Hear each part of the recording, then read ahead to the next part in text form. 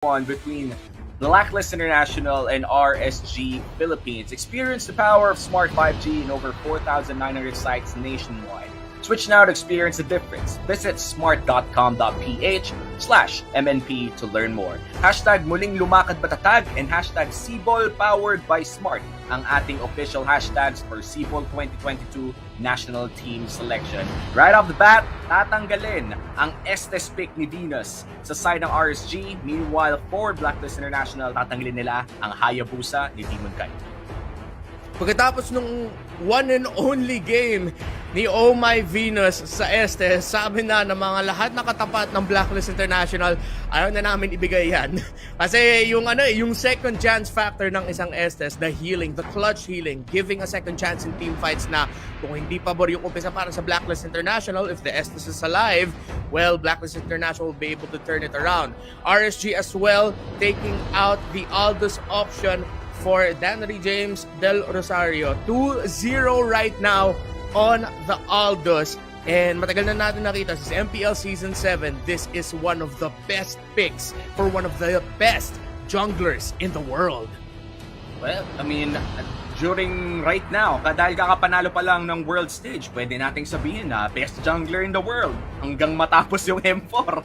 Pero right now, RSG, Blacklist International, Valentina will be the second ban here for Blacklist International. And I feel like these are very powerful bans coming in from Coach Bonchan. No? Alam naman natin kung gaano kasakit talaga ang Valentina. But for RSG, they are really targeting, Coach Panda, targeting the PY's tandem by taking out that Estes. And sinabi mo na rin yung Aldous na undefeated pa rin right now sa kamay ni Wais. Ano kaya ang magiging third ban dito ng RSG Philippines? They're gonna take away the glue, which has been a power pick for a lot of teams in Sibol 2022.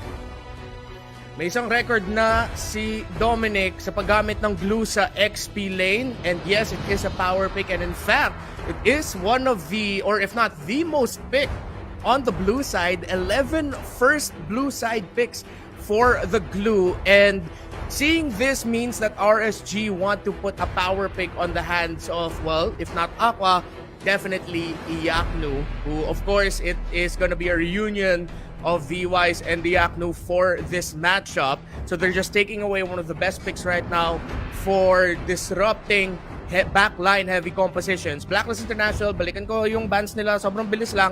Ilang beses na natin na pag-usapan kung bakit tinatanggal ang Valentina, not just the ultimate, the mechanics that it brings to the table pag nasa laning stage ka. Ang taas ng possibility na baka ang laki ng lead ng Valentina sa lane. And of course, taking away the Hayabusa from the hands of Demon Kite. 2-1 yung record niya so far dito sa Sibol with the Hayabusa. Pero, lahat ng games na yon, sobrang high impact ang Hayabusa play niya. And of course, taking away the Lilia as an option for Aqua leaves the Paquito first pick available para sa RSG. Most likely mapupunta yan sa kamay ni Demon Kite, giving them an early to mid or even early to late high impact jungler. And of course, taking away a possible pick for Wise na nakita na natin. Well, Wise can play a really mean Paquito. But these two picks, these are classic Blacklist.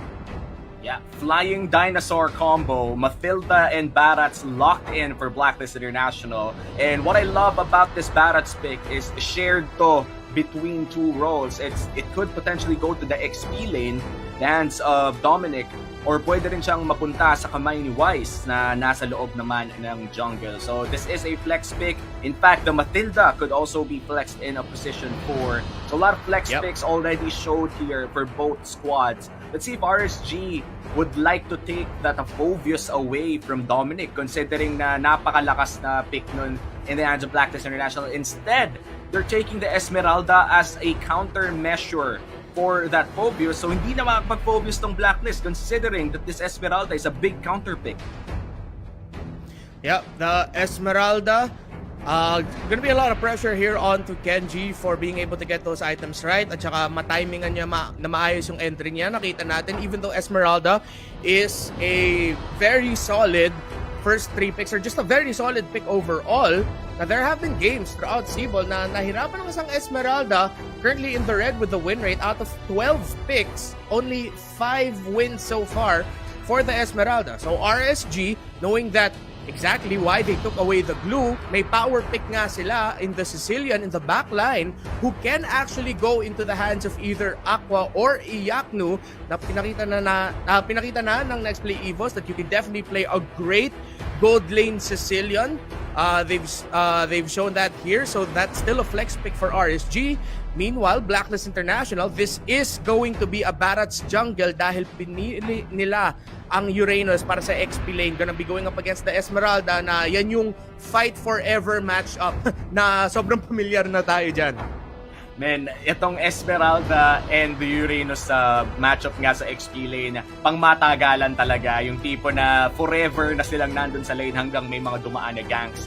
So speaking of ganks, no, meron na tayong junglers on the hands of RSG and Blacklist International considering that this Paquito will be going to the hands of Demon Kite. Meanwhile, sa Blacklist naman ay Barats. Ano kaya magiging sunod na bans dito ng Blacklist? They're gonna take away that Popol and Koopa na nilalaro ni Iyaknu sa side of RSG, and for sure very healthy ang stat line ni Iyaknu over this Popol and Koopa pick. Dito natin makita yung pag-timingan ng bans ng dalawang teams since hindi pa sila nagpapakita ng gold laners. Again, the Sicilian pick for RSG is not a sure gold lane pick. They can choose to either remove either the Brody or the Clint, but then remember, after this banning phase, the first pick will go to Blacklist International. So dapat mag-ingat din ang RSG Philippines na hindi sila mawalan ng viable gold lane option so far. And in terms of the most picked gold laners, actually it's Clint and Brody that we have for our tournament so far. But now RSG, respecting the fact na undefeated pa rin si Edith dito sa CBOL 2022 National Team Selection, and that Haji has a 2-0 win-loss record for that hero. Haji, definitely one of the first few pro players to pick up that Edith and show it on the competitive stage. Kailangan respetuhin ng RSG Philippines ang Edith ni Haji. And not only that, we know him for his show plays. So hindi na tayo magtataka if RSG decides to either steal away that show or even ban it for their 5th ban. But right now, Blacklist International, nabangan natin kanilang 5th ban. They are targeting Iyaknu in this game by taking away that Alice. Ibig sabihin nito, limitado na ang pwedeng ilabas ni Iyaknu, and I feel like Harith is a viable option still to take para dito kay Iyaknu. Yeah, and actually even dito para kay Al already has one great win onto the Harith. So if it's not gonna be the Harith, of course our two most viable marksmen are still available.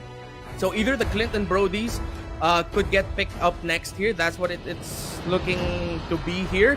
And RSG, tananggal naman nila ang Eve, respecting the Haji heroes that they can put into the table, knowing that this is most likely going to be Matilda para kay Oh My Venus. So, mid lane pick and gold lane pick here for Blacklist International. Pwede rin sila magpalit, baka maging position for Matilda si Oh My Venus, tapos pumulit sila ng isang tank roam type para kay Haji. The show is still open if they want to take it, considering how RSG Philippines, they're a backline heavy comp. It's available for them, or they can pick up something like the Ruby.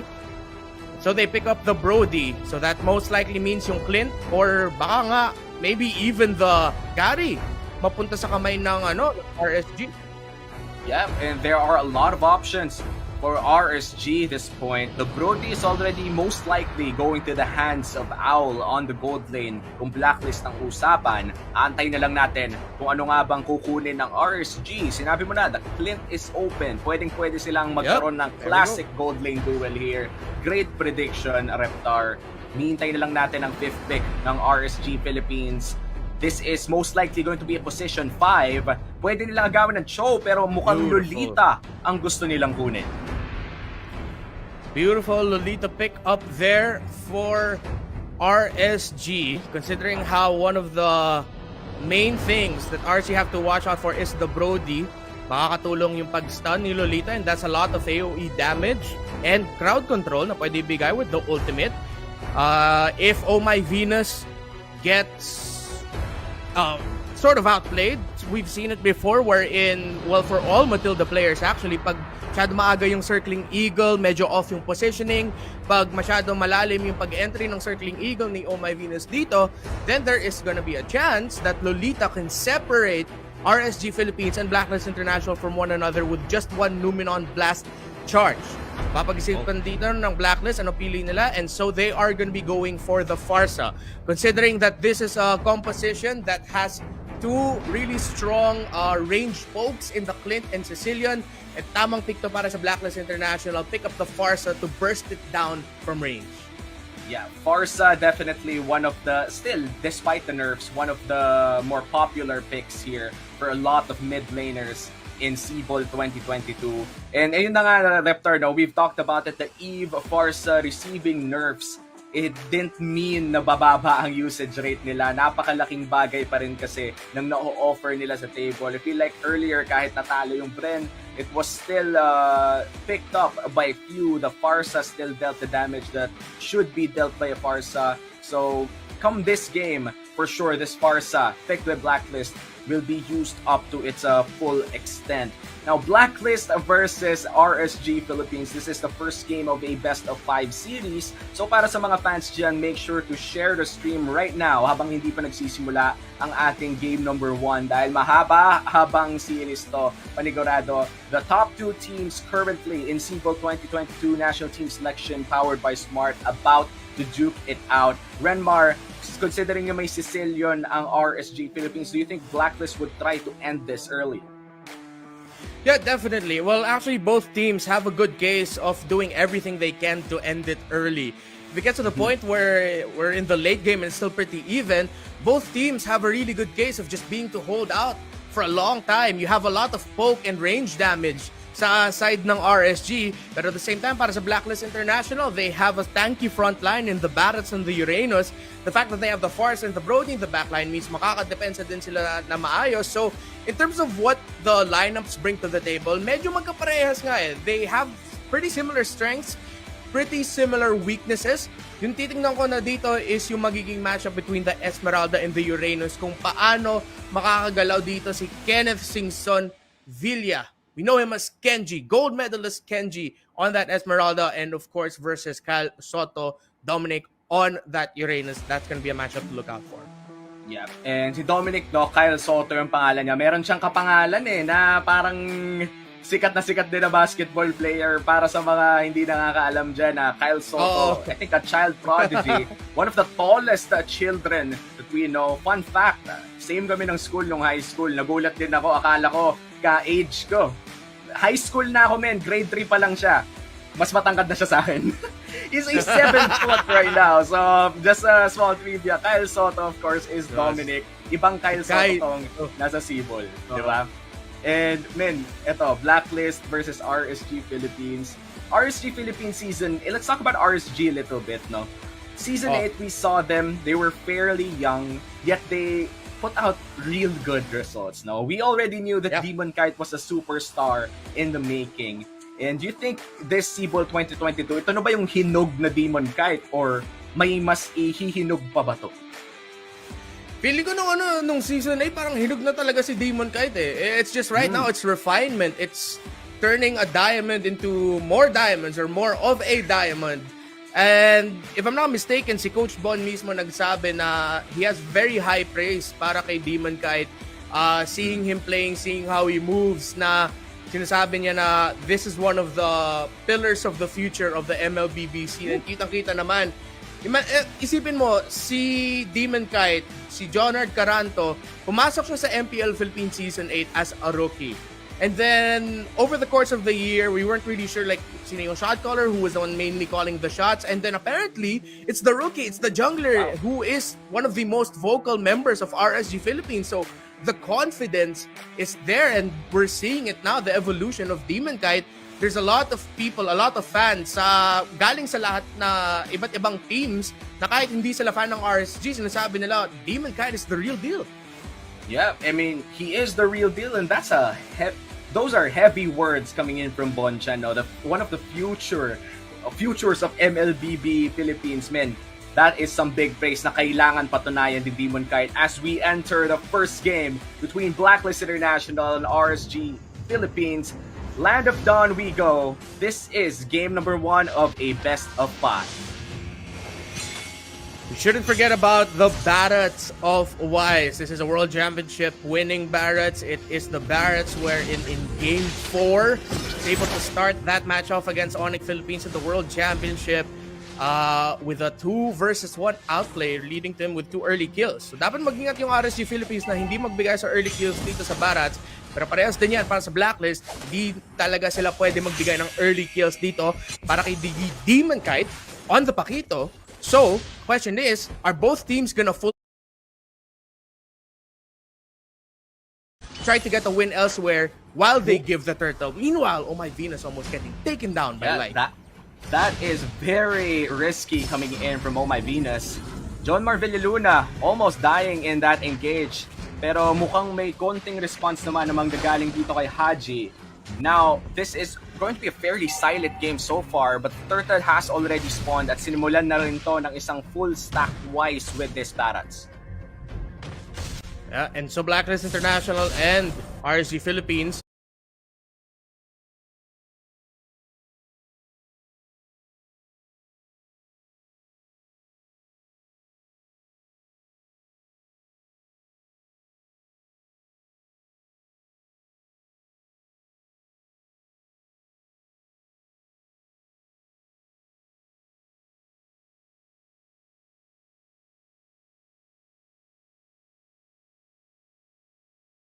ay magkakaroon ng maliit na engage. Turtle started by Wise, already 3/4 HP. Nabibigyan na ng vision ni Light, and Light will be there to contest a little bit. This is a nice triangle offense coming in from RSG Philippines, but the Turtle will be secured by Wise. Here comes Demon Kite, the damage is real. The Esmeralda trying to soak up more damage. The better airstrike comes in, and they need to run away. The circling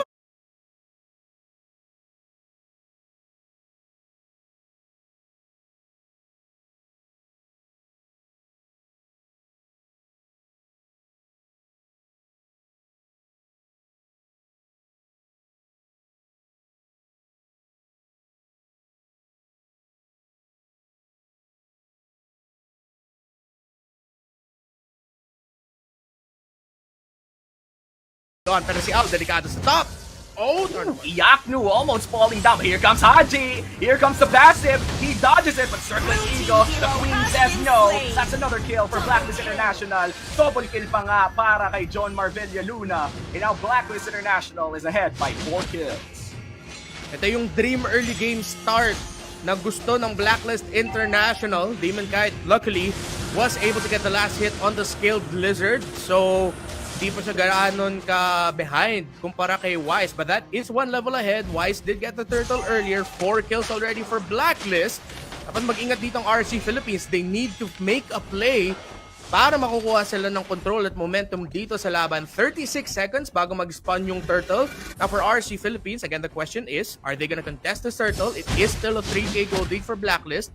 This early on in the game, hindi pa gano'n ka bigat yung difference na yon. But they have to consider that kasi kung Blacklist, kung sila magkukuha ng turtle, may chance yung RSG Philippines to get resources elsewhere. Yeah, so Matilda just scouting it out a little bit, burning the Circling Eagle as well. Parang medyo nagalit ata kay Light. And now they are all rotating towards Mr. Manao's lane. Yaknu already losing out the first tier turret on the gold lane. Now, Blacklist International, may pressure sila around this turtle area because of that rotation. Beautiful play from Blacklist. Mukhang i-contest dito ng RSG Philippines. Yung turtle, Demon Kite will try to go for the red tree. Yeah, Demon Kite, maghahanap ng angulo. He's gonna go in, pero Wise na makakapag-secure ng turtle. Now RSG, or they are forced to back out. Genji, tanking a lot of damage, pero healthy pa rin naman. Ang Esmeralda, here comes the torn apart memory. He's still alive. RSG Philippines failed to execute that turtle, pero walang namatay sa kanila. Clean take for Blacklist International. Oh, this is bad for RSG Philippines. That almost another kill here in Blacklist International. Within the 6 minutes of the game, they are exerting a lot of pressure against RSG Philippines. And you really have to praise John Marvilleluna, Oh My Venus, for giving Light a hard time to reposition. Yung lahat nakikita natin with Oh My Venus maximizing the blooms, trying to find where Light is, trying to force him to go back. he understands that, nakita ko yung mga previous games ni Light, ang malaki yung bagay binibigay niya para sa RSG Philippines, sa impormasyon, sa mga setup possibilities. So, hindi ko papabayaan si Light na makagalaw na maayos dito, and Light having a difficult time positioning, getting info for RSG Philippines because of what Oh My Venus is doing. Definitely nice corrosive strike coming in from Out. Light has to survive, has to flicker away, and that is a flicker born out of the position 5 of RSG Philippines. Right now, RSG Philippines should be happy that Aqua does not have any deaths. Pero yung masakit dito, yung mga tore nila, ang bilis na napatumba. Wala na silang first tier towers, meaning that if this is gonna be a late game, it's going to be a very, very late game. Sobrang mahabang laro to give Aqua the space and the time to farm up, but another kill away from the screen. An off-cam kill na manggagaling sa Blacklist International. RSG Philippines yet to find blood in this 7-minute game. Nahihirapan sila makahanap ng kill, but Dominic on the back line Out taking a lot of damage coming in from that Sicilian. And now, this might just be their first kill. Out flickers out. Makakapag-torn apart memory. Circling Eagle tumama. And that's Demon Kite falling down once again. Mukhang makakapag-stun dito ng isa. The Sicilian still dealing average damage for RSG Philippines. This has got to slow down. Kailangan pabagalin ng RSG Philippines to. RSG Philippines trying to find any openings, but the Blacklist International formation and defense. Shadow magaling flicker! Muntik na mahuli! Flicker! A little aggressive for Haji. Na-stun mid-air dito ni Katipon. Light is looking for a play, and Dominic will protect Haji. Isa sa mga malaking bagay kung bakit hindi nakakuha ng kill yung RSG Philippines doon sa skirmish kung saan nahuli si Demon Kite, si Wise ay nasa may orange buff ng RSG kung saan nandun din si Kenji. Kung makadaan doon si Kenji, there could have been a chance RSG Philippines took that fight, but since Wise was blocking the way, well, we saw what happened, Demon Kite going down. RSG Philippines trying to slow down the pace, but then at the same time, yung Blacklist International, hindi nila pinapayagan yung RSG Philippines na bagalan yung laro. Ang bilis pa rin ng tempo dito ng Blacklist. They're still trying to find openings elsewhere. A lot of pressure across the lanes. They know for a fact that they have to keep this up.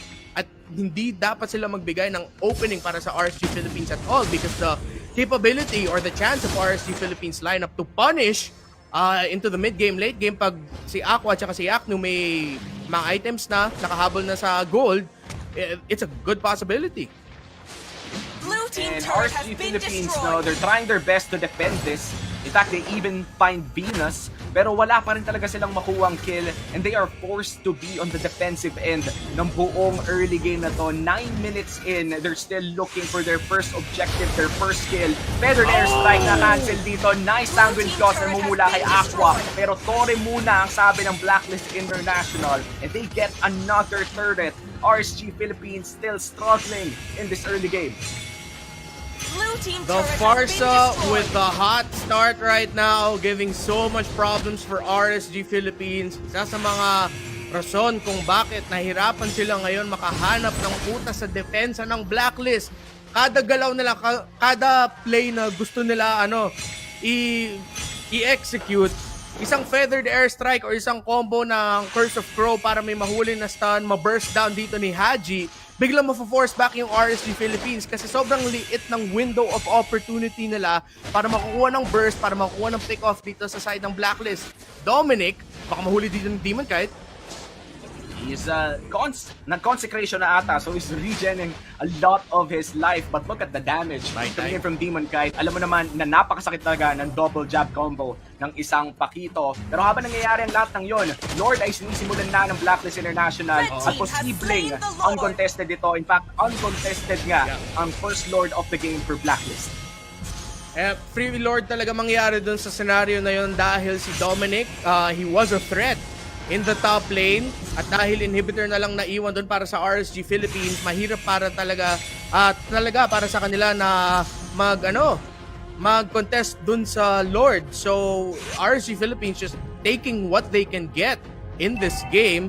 with the item check, may Lightning Truncheon na at Clock of Destiny ang Sicilian. At this point, dahil naka-build na ng Athena's Shield, dito si Wise, may Athena's Shield na din dito si Oh My Venus, the Sicilian will still need a lot more time. Sobrang taas pa ng lead at ng gold gap between Blacklist and RSG Philippines.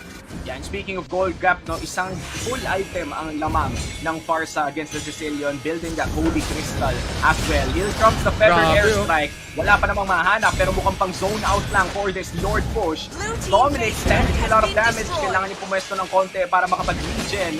And they took what they can. And umalis na lang sila. This is a very disciplined play coming in from Blacklist International. Hindi na sila nagstay doon. Thunderbelt now picked up here for Wise, and mahirap ang comeback scenario dito ng RSG Philippines. Though again, sinabi ko yung lineup nila, they have a good chance of being able to clear waves, but this is a battle of snowballs at Blacklist International got to snowball way faster kumpara sa RSG Philippines. Yeah. 12 minutes in, here comes the Circling Eagle, lands on 2. Si Light ay buhay na buhay pa rin. Kailangan nilang umalis sa bandang Torre na to dahil medyo masakit. They go back to the mid lane. Kinat pala to ni Demon Kite. A nice macro move from RSG Philippines. Pero si Demon Kite dapat mag-ingat dito. Hanapin dito ni Wise. Kung natin makakatipi pa siya, abot. He will be able to get away just in time. Munti ka na yun. Munti ka na yun. Nagtago-taguan pa sila ni Wise. Pero habang nagtatago siya, nakakuha na ang kanyang orange buff. Light namatay bago pa masama na Circling Eagle. Ba't ang damage coming in from Sicilian? Demon Kite kailangan tumakbo. The Brody finishes him off. And now Blacklist International, they get 8 kills to RSG's 0. Munti ka nang makakuha ng first kill of the game, mga RSG. But still, dahil mataas na yung gap in terms of the levels and in terms of the items, and Oh My Venus was able to get away just in time, guiding wind, helping him get out. Ng RSG Philippines, they can only stand and watch and defend. Uy, muntikan pa nga mahuli si Ako. Grabe talaga si Haji sa laro na to. Salik imam. The flicker, the Circling Eagle in, the turret is down, and that's 2 inhibitors down for the side of RSG Philippines. Guiding wind palabas. They are taking one objective and not staying. They go back. Grabe. Again, ito yung sinabi ko for a moment kanina na this is the battle of the snowballs. Yes, both teams, both compositions, meron silang mga pyesa na pang late game, pang scaling, or mid to the late game. But there is also a high possibility that kung sino man yung nagkaroon ng mas magandang umpisa sa laban ay makakakuha ng control for the mid game and then maybe for the whole of the game. Both teams had that, and it's just in this game nakita natin it was Blacklist International who had the dream start na sinabi ko kanina.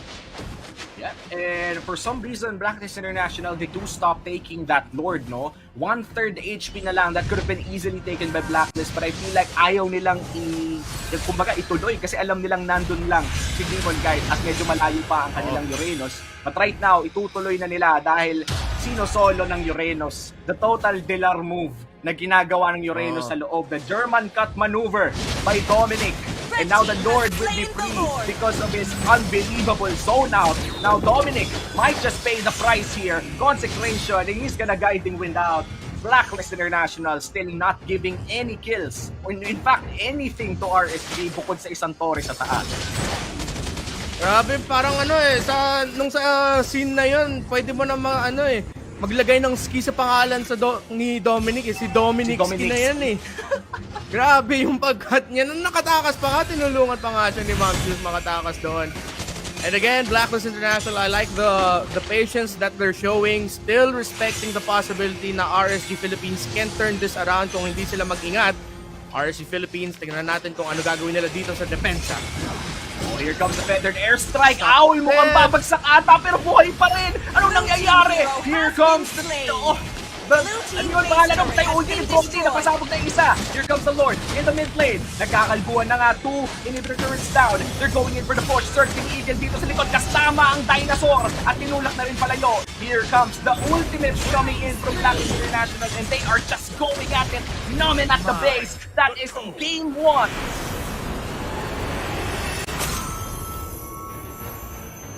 Victory! International! If I'm not mistaken, we go back to the stats.